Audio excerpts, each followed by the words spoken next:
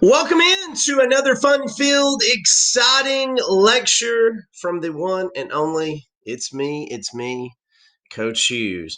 We're continuing our study, our video series lectures on ancient Egypt. Quite arguably one of my favorite topics. We've talked about all sorts of things in the previous video lectures, such as the geography of Egypt and how Egypt would not have existed without the longest river in all the world, the Nile, 4,000 miles long. And we talked about its importance of its current or its flow from south to north, south to north. Got to know that. Got to understand that.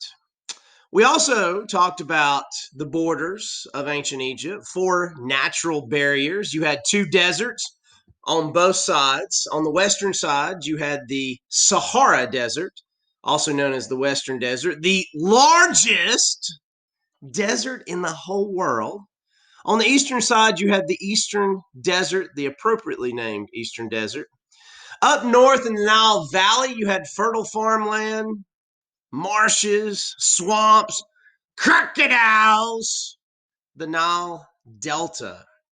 And way down south, you had a series of cataracts, also known as rapids. This kind of insulated Egypt to a degree and allowed the Egyptians to develop at their own rate and pace. And a lot of that has to do with what we're going to be talking about today. Egyptian achievements that we still kind of feel the effects from to today. So let's jump right in to talking about Egyptian achievements. Now, during the Middle and New Kingdoms, which we talked about the last time, we talked about several different pharaohs. We talked about Prince Ahmose. We talked about Hatshepsut, the first woman to rule Egypt. Tutmos III and his extension of Egyptian territory through conquest and the acquirement of slaves. We talk about Ramses II, or also known as Ramses the Great, and his temple building mission, I should say. So all of this made Egypt's population grow. And when you have new people and you have an abundance of people, everything gets really complex, complicated, if you would. I know, I said complicated. It's complicated. But it did. It got complicated. It got complex because you have more people. Those people have ideas and beliefs. Those people may have different beliefs than you, especially if you're conquering other groups of people. Now, professional and skilled workers like scribes, like artisans, like artists, and architects were all highly honored in Egyptian society. These roles in societies were usually passed on in families, with young boys learning a trade from their father. You got to go back to that dynasty mentality where the pharaoh passes on from father to son to grandson. It's very similar to that in regular Egyptian families. Although men were the heads of the households, women actually had a lot of rights in Egypt, more so than any other ancient civilization that we've talked about before. If you could get or build a time machine, and you ladies out there, listen, if you want to go back and incorporate yourself into an ancient society, if you're female, there's only a few select societies in the ancient world that you might want to visit. Egypt being at the top of that list. You might also want to go to ancient Greece, to the city-state of Sparta. Women were also highly valued in that society as well. Let's talk about women. Circle D, because this is going to be a quiz question. Ding, ding, ding. Quiz question and test question. So women in ancient Egypt, they could own and pass property. They could buy and sell goods. They could enter in and make contracts, make wills, and obtained divorces, which is really unheard of in any other ancient society. So, like I said, women very well respected and able to do a lot of things in ancient Egypt. Now, few children went to school in ancient Egypt. Remember, there is no middle class. You are either poor or you are rich. Okay. Now, in the social structure, there is a middle, but as far as income, as far as wealth, it's only poor versus rich, with very few exceptions of you jumping from one class to another. Scribes, quite possibly, you could do this, but if you only have few children that attended school, learning to read and write and become a scribe was very, very difficult. Now, children had time to play games and they had toys, but you didn't know that. Some of you didn't anyway. You didn't know that, some of you. So, excuse me. So I always ask the question, are you in today's society that different from people that lived long ago? They had playtime, they had toys, they did what children do. Now, Egyptian girls, you learn from your mother just like the boys learn from their fathers. Egyptian girls learn to sew, cook, run a household, and boys, absolutely, like I said earlier, learned farming or a skilled trade, mostly from their fathers. Boys were expected to marry young and start families. Families. I can't talk today. Now, this was extremely important, especially if you were in that lower class of hardworking farmer. Uh, Mainly because it's free child labor back in the ancient world. The more children you had, the more bodies you were able to throw into farming and run your farm. So, boys were absolutely expected to marry at a young age. Uh, some places in the world today, even that is expected. In some states, like the one I'm in, Alabama, you could technically get married at the age of 14 if you have a parent, mom or dad, not both, consent.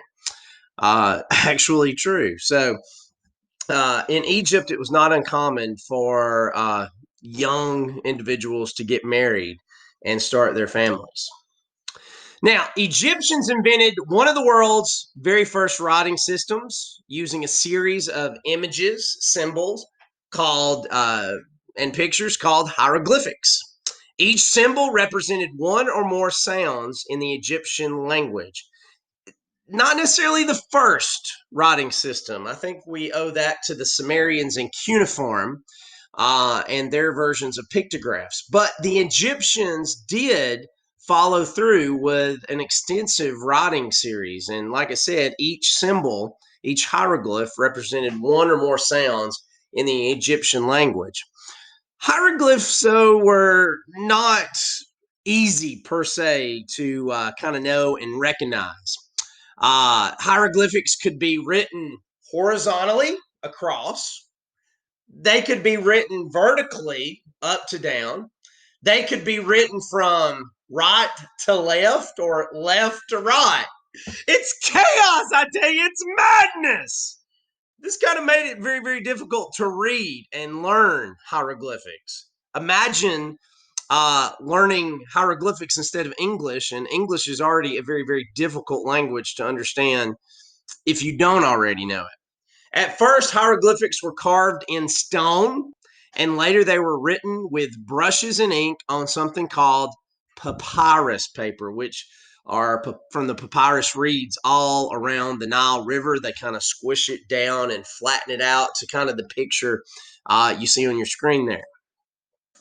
Now, because papyrus, a long lasting paper like material made from reeds along the Nile River, didn't decay, we've got a lot of things from ancient Egypt. Texts still survive, including government records, historical records, science. Egyptians wrote one of the first medical books and manuals of its time, and literary works such as the Book of the Dead that we've already talked about, and an extensive kind of religious text that we have learned from. So, one of the reasons that we have so much information from the ancient Egyptians is because of this papyrus paper and the location of Egypt. So, you have this reed that didn't decay in an arid, dry desert that the conditions were very favorable for her, so it didn't kind of go away or waste away. Now, the discovery of something called the Rosetta Stone in 1799 provided the key to Egyptian writing. The Rosetta Stone contained the same text inscribed in both hieroglyphics, and if I can remove my picture here, you can see Greek writing. So that was the key that we needed to kind of decode what hieroglyphics were and how to understand it, how to pronounce it, how to read it. Without the Rosetta Stone, as you see a picture of it right over here, it might be, or it might have been several years down the road before we could even understand what the Egyptians did so many years ago. Now, jump over to Egyptian architecture. Egyptian architects are known not only for their pyramids, the big stone tombs, triangular, but also really for their magnificent temples. And remember, it was Ramses II, Ramses the Great, that did a lot of the temple building. Now, the temples were lavish. They were detailed, designed with numerous statues and just beautifully painted walls and pillars.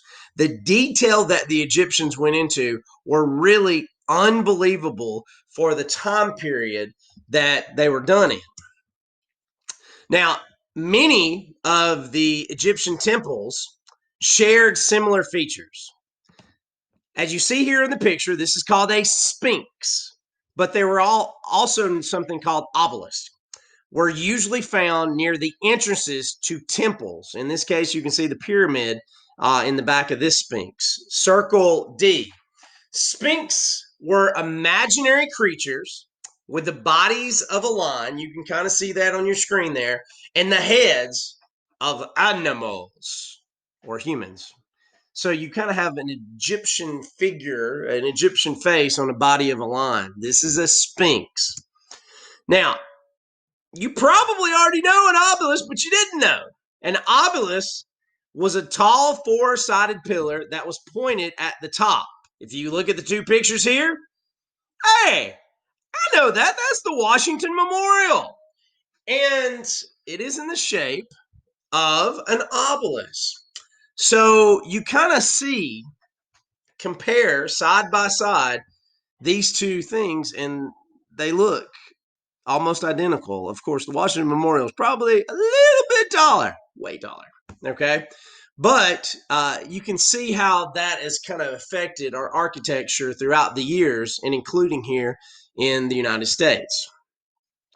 Now, ancient Egyptians were masterful artists, and many of them and their greatest works are found either in the temples or the tombs of the pharaoh. If you look at the artwork on your screen here, just look at the details that the Egyptians went into. Now, most of the Egyptians, however, they unfortunately never saw these paintings because only kings and priests or other important elite people could enter such places as the pyramid, or the temples were built for the gods and goddesses, aka the deities, and they were reserved for the gods. So your average Egyptian farmer, they never got to see the beauty that their fellow Egyptian did, and you just had people that just blows your mind away at the detail and painstaking detail that they went into. Egyptian paintings depict a variety of subjects, from crowning of kings to illustrating religious rituals to just showing regular daily life in Egypt. The paintings also have a particular style. Everybody's got a style, with people drawn as if they're twisting. Now, the reason that they were drawn as they're twisting as they walked, it kind of gives them the illusion, not in 3D, but the kind of the illusion that they're going to jump off of the page, as this is kind of as realistic as the Egyptians really got. In contrast, animals appear more realistic, and the Egyptians were also skilled stone and metal workers, creating just lavish and beautiful statues and jewelry. Now, much of what we know about Egyptian art and burial practices comes from who we talked about the last video lecture, and that is King Tut. If you haven't checked out the Steve Martin King Tut video on YouTube, go check that out. One of the few Egyptian tombs that was left untouched by raiders looking for valuables until Howard Carter, the British archaeologist in 1922, opened the unbroken tomb, unbroken seal of King Tut's tomb. So a lot of the art, a lot of the burial practices, everything we know comes from King Tut, the boy ruler. That's probably one of my fastest lectures, but it's kind of to the point, and I hope you learned something. If you have any questions, comments, or concerns, please feel free to email me. My email is always available to you at rhughes@madison.k12.al.us. Hope you learned something. Study these video lectures, Chapter 4, Section 1, 2, and 3, and the one we just did 4, and you should be ready for Chapter 4 test. Good luck.